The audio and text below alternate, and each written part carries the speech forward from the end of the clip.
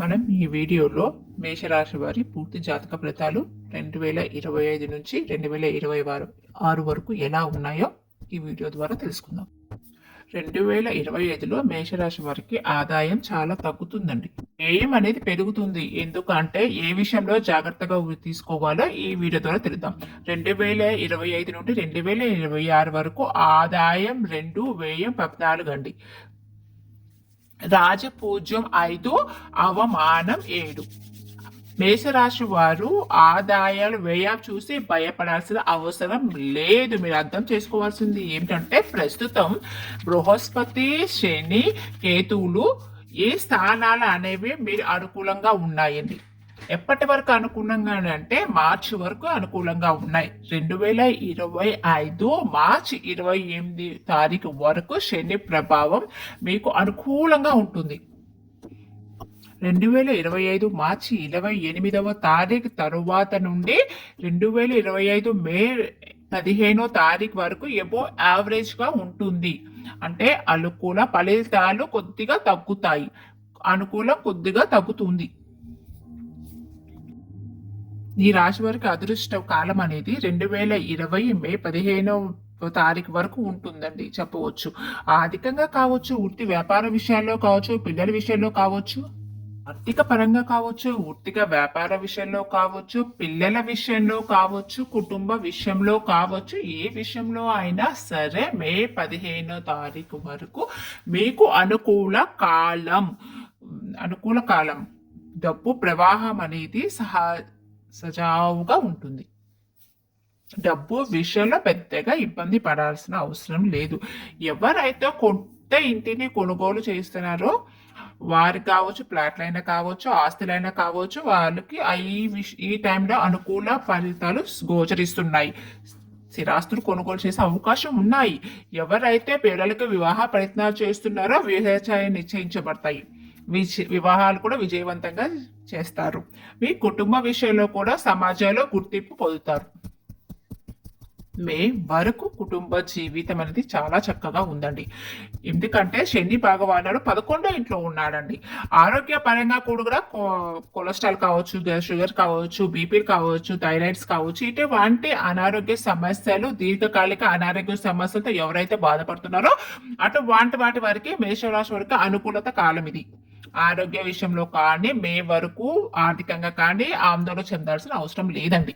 మీ జీవిత భాగస్వామి కావచ్చు, పిల్లలు కావచ్చు, పెద్దవాళ్ళైనా కావచ్చు, అత్తమామలు కావచ్చు, విలువైన మెరుగైన ఆరోగ్యాన్ని, వైద్య ఖర్చులు తగ్గుతాయి, హెల్దీ ఎన్విరాన్మెంట్ ఉంటుందండి.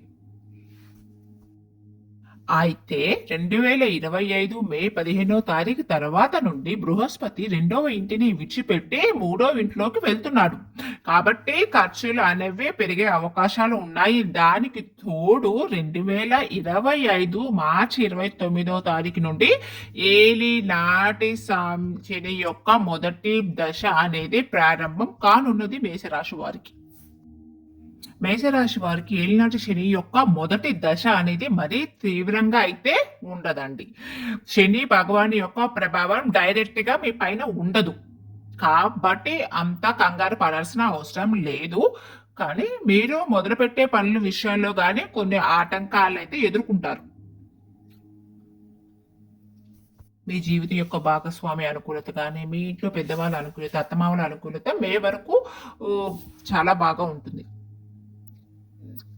మే తర్వాత 9వ ఇంటికి 12వ ఇంటికి అధిపతి అయిన బృహస్పతి, శుభగ్రహం అయిన బృహస్పతి 2వ ఇంటిని విడిచిపెట్టేస్తాడు. కాబట్టి మెయిన్గా మీ ఆరోగ్య విషయంలో, కుటుంబ సమయంలో ఆరోగ్య విషయంలోనే కొంచెం ఖర్చులు ఎక్కువ అయ్యే అవకాశాలు ఉన్నాయి.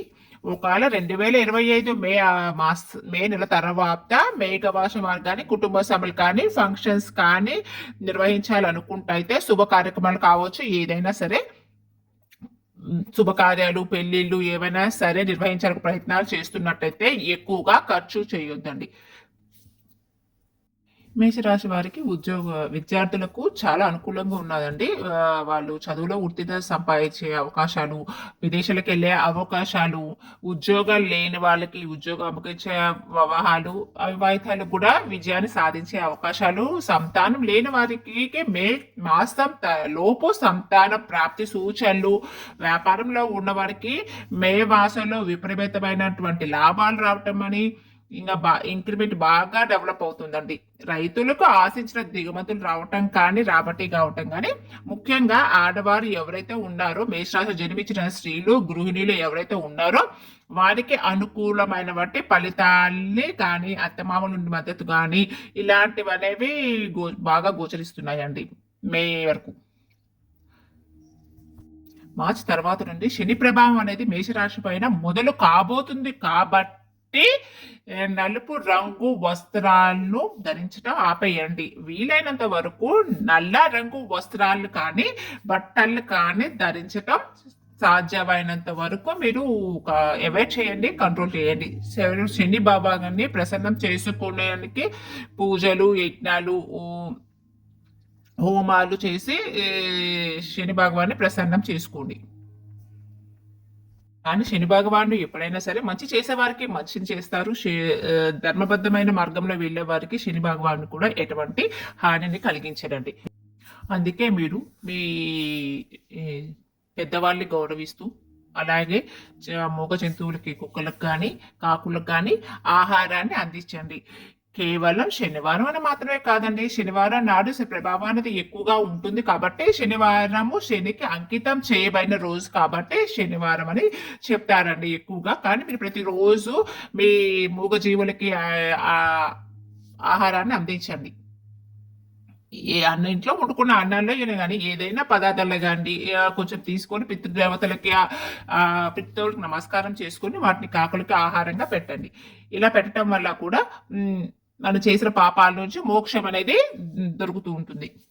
చిన్న చిన్న పరిహారాలు పొందటం వల్లే ఒక్కొక్కసారి మనం చాలా ఫలితాలు. శని ప్రభావం ఎక్కువ శనివారం రోజు పరిహారం చాలా మంచిది కాబట్టి శనివారం రోజు మీరు నువ్వులు దానం ఇవ్వటం కానీ, నువ్వుల నూనెను దానం ఇవ్వటం కానీ, నల్లి వస్త్రాలని దానం చేయటం కానీ, గుడుగుడు దానం చేయటం కానీ, చెప్పులు దానంగా ఇవ్వటం, ఇలాంటివన్నీ చేయటం వల్ల ఆర్థికంగా కూడా బాగుంటారు. విద్యా పరంగా చూసుకున్నట్లయితే విద్యార్థులకి అనుకూలమైన రోజేనండి. కాకపోతే ఈ టైంలో శని ప్రభావం ఏంటంటే శని ప్రభావం వల్ల బద్ధకం పెరుగుతుందండి, కొంచెం మోకాళ్ళ నొప్పులు కూడా వస్తాయి. ముందు ఆ బద్ధకాన్ని మనం అవాయిడ్ చేసుకోవాలి అండి. పొద్దున్నే లేచి సూర్య నమస్కారాలు చేసుకుని ఆ రోజు అమ్మవారి యొక్క నామాలు చదువుకుంటే మనం చిన్నగా ఈ శని ప్రభావం నుంచి బయటపడతారండి. చిన్న పరిష్కారాలతోనే ప్రతికూల ఫలితాలు కూడా పొందుతారండి.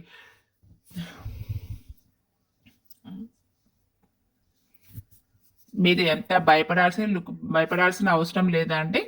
జాగ్రత్త చిన్న దోషాలు ఉన్నట్లయితే, శని ప్రభావం ఉన్నట్లయితే తగ్గించుకోవడానికి శనికి సంబంధించిన పరిహారాలను పాటించటం, దేవ గురువైనటువంటి బృహస్పతిని ప్రసన్నం చేసుకోవడానికి, ఆధ్యాత్మిక శక్తిని పెంచుకునే ప్రయత్నాలు